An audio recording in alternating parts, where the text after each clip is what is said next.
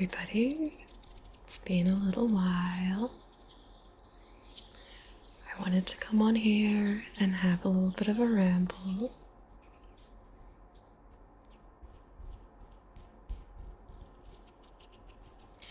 I hope you're doing well.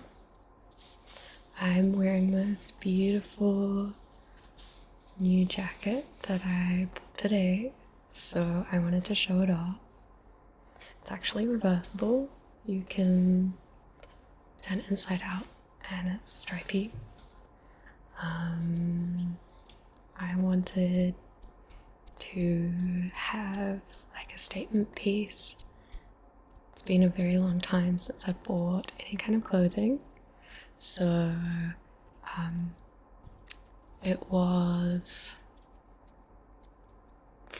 from my perspective, or I'm used to buying secondhand clothes as well, and this was new, so compared to what I'm used to, it was quite expensive, but I think it's a handmade piece. I bought it at a market. I think it's a really crazy good value for money considering it's handmade, and I think it's so beautiful. I love the colors.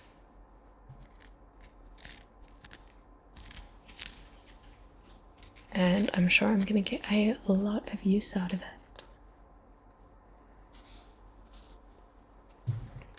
So today I wanted to talk about being bored. I've been thinking about this a lot lately. I actually saw an Instagram reel the other day. For some reason, sometimes I get like, I'm on mother-child raising TikTok or Instagram reels or whatever. And I saw this reel of a mother like being like, hey, here's a really good activity that I created for my toddler. Like, it's super cheap, it's really good for their development. And basically she was saying that she bought a cheap kitchen sponge and she cut it up into little pieces, and then she put it all into a container of water, and then gave her toddler a lemon squeezer. And so the toddler could take the wet sponges and put it in the lemon squeezer and squeeze all of the water out of the sponges. And she was like, this is such a genius idea, like, it's a great activity for your child. And I'm not saying it's not. I think, that is a good activity. It is cheap if you've already got a lemon squeezer. But it made me think about my childhood and how I had a very happy childhood. And I also remember being bored a lot. My parents certainly did not set up lemon squeezing activities for me. Not to say that they didn't, set up any activities for me, but for the most part, I was just kind of left to my own devices. I was an only child, so I had a lot of time to myself and time where my parents, they didn't always have the time to entertain me, so I had to come up with things to do on my own. And I honestly believe that you could give your kids some sticks and let them play in the dirt, and that would be,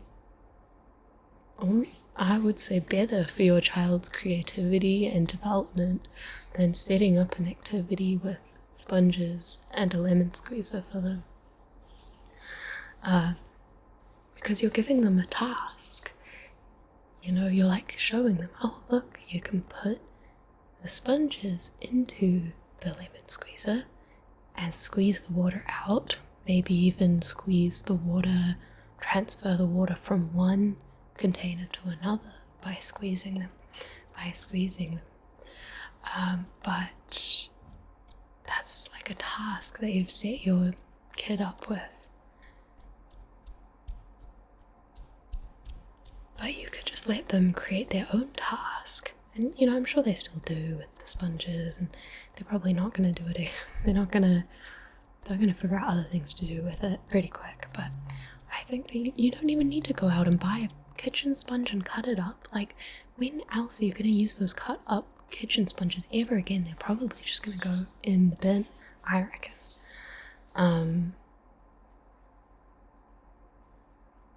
But yeah, I was thinking about how often I was just not left, but I was allowed to be bored growing up.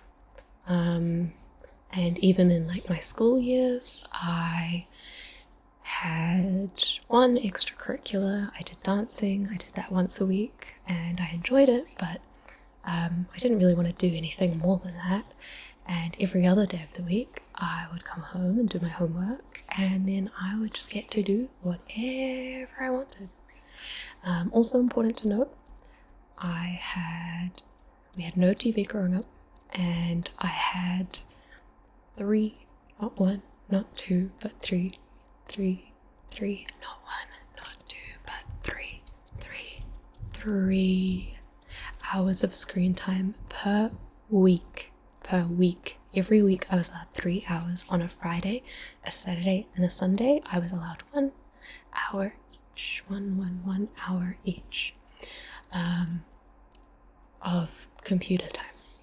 So, and no TV. So I think that was, for my generation, a lot less screen time than other kids were getting. And I had friends on my street who I played a lot with. So I certainly didn't get lonely, but there were plenty of times when none of them were available, so I just had to find ways to entertain myself. And I came up with all sorts. I was a very creative child. I wrote plays and I painted posters and created 3D dioramas and made homemade movies, and honestly, I made so many things. I would design outfits, I would decorate my room, I would turn my room into a jungle or a seaside escape. I would create a lot of things, and no one was ever telling me what to do or really giving me ideas. I read a lot of books which inspired me. I read many books. But yeah, I was thinking about that and how a lot of the time I was bored because you don't just think of all these fun things to do immediately. It does take some time. You're sitting alone and you're thinking, well, what am I gonna do? But I always did think of things, eventually. And so I was thinking about that, and the sponges and the lemon squeezer. And then I was thinking about how I'm hardly ever bored anymore, because I have a phone, and anytime I have 5 minutes before I need to leave home to go somewhere, or I'm waiting for the bus, or just I have nothing to do, I will pick up my phone and start scrolling.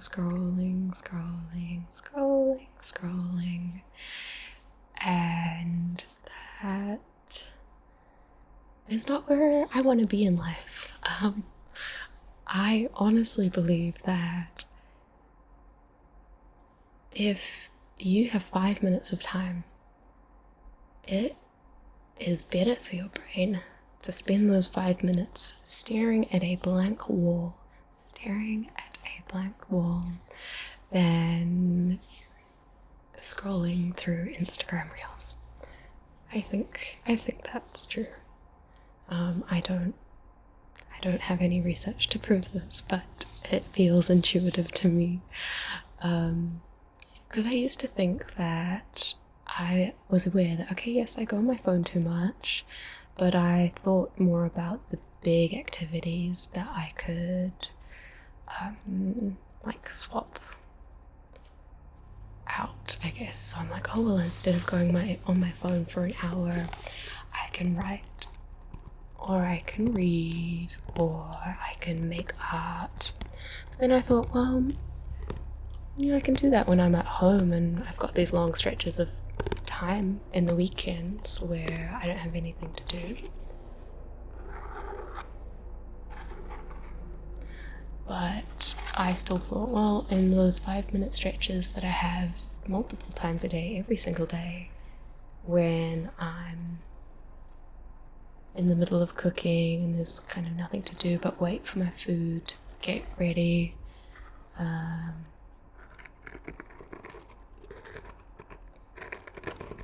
times like that, I'm waiting for someone or something, I've just got 5 minutes on my hands. I just think, well, what better is there to do than to pick up my phone? And, you know, I can't whip out my hobby for 5 minutes. Although technically I could because I read, so I could just whip out my book for 5 minutes and read, but,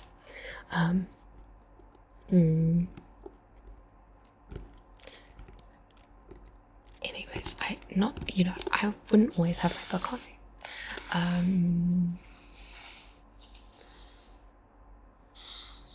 Yeah.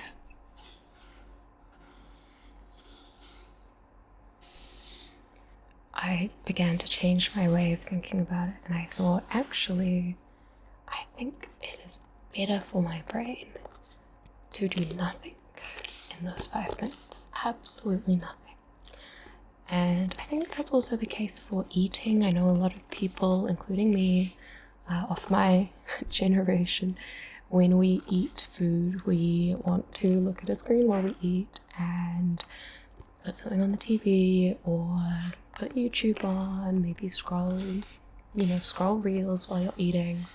And I think that's a huge disservice to not only your mind, but your body, because I think that if you're not mindful about what you're putting in your body and how you're eating and putting it in your body, I think your body gets less nutrients.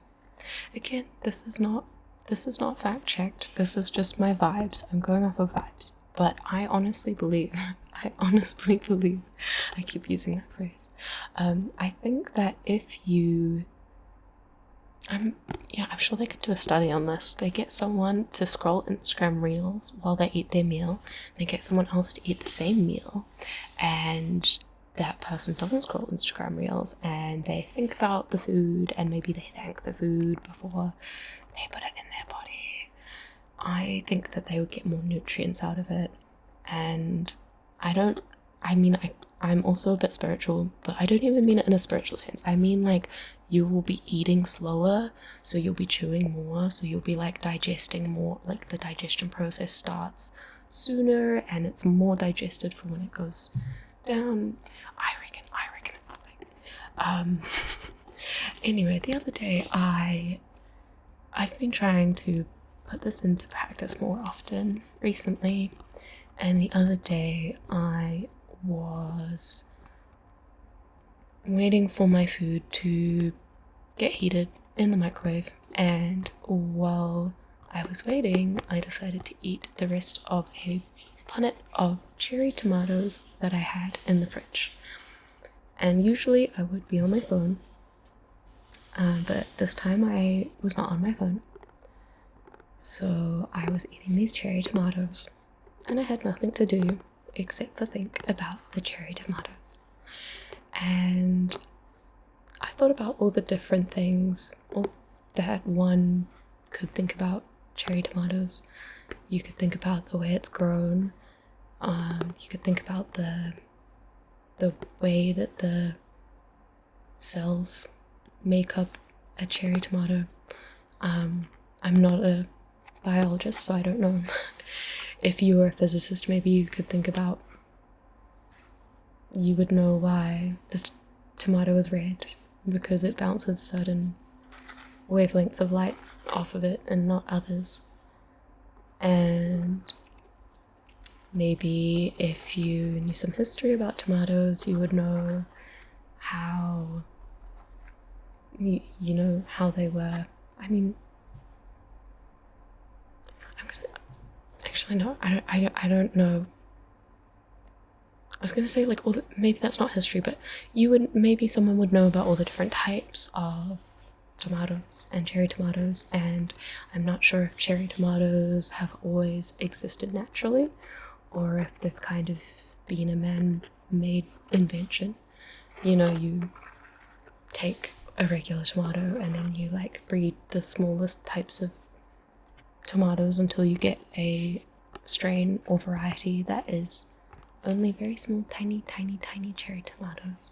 I don't know. Or maybe cherry tomatoes were the original tomatoes. Who knows? But yeah, I was thinking about that. That's not a nice sound. Hang on. Okay, I've got a book. This is nice.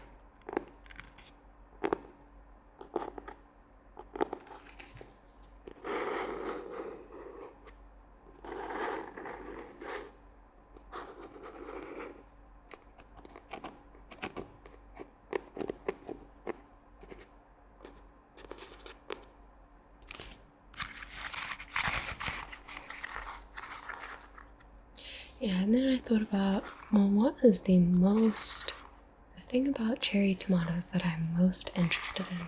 If I could know one thing about cherry tomatoes, anything, but I could only learn about one thing related to cherry tomatoes, what would it be? And after a while, I decided on it, that it would be, I would like to know about some kind of folklore or story or origin tale of the cherry tomato, or tomatoes in general, from a particular culture. It seems that I'm sure there are, if not multiple, there is at least one group of people out there whose culture has some kind of story where tomatoes or cherry tomatoes play a significant part. So I thought that would be the thing I'm most interested in, because I love humans and the stories that they make. I think they're so interesting, and they tell us a lot about humans and nature and the relationships we have.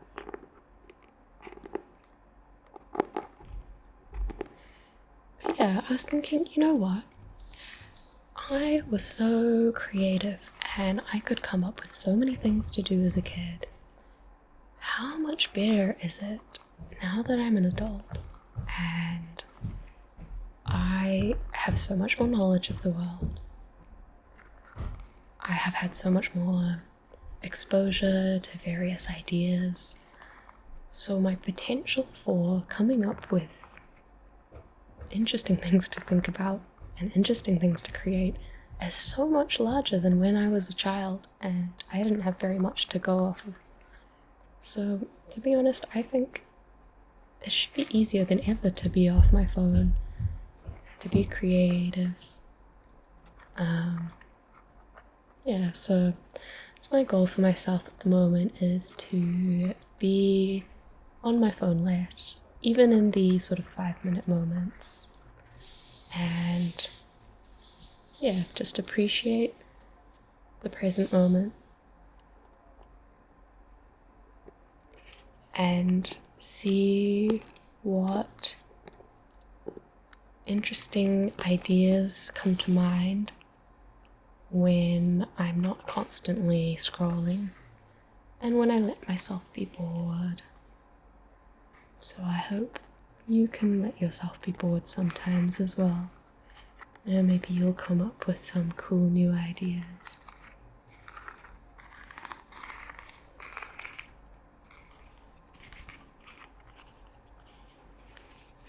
Thank you very much for listening. If you have any thoughts on the subject of being bored, or creativity and inspiration, or living life presently, please let me know. I would love to hear about what your thoughts are on this topic. I hope the ASMR was alright as well. It was relaxing. Maybe you fell asleep, I don't know. And I will see you hopefully a little bit sooner than the last time I posted. I'm keen to come back on here and share my ideas. I do love a good ramble, both listening and creating the ramble. I hope you have a wonderful sleep if you're going to sleep, or a wonderful day if you're getting up. And I'll see you next time. Goodbye.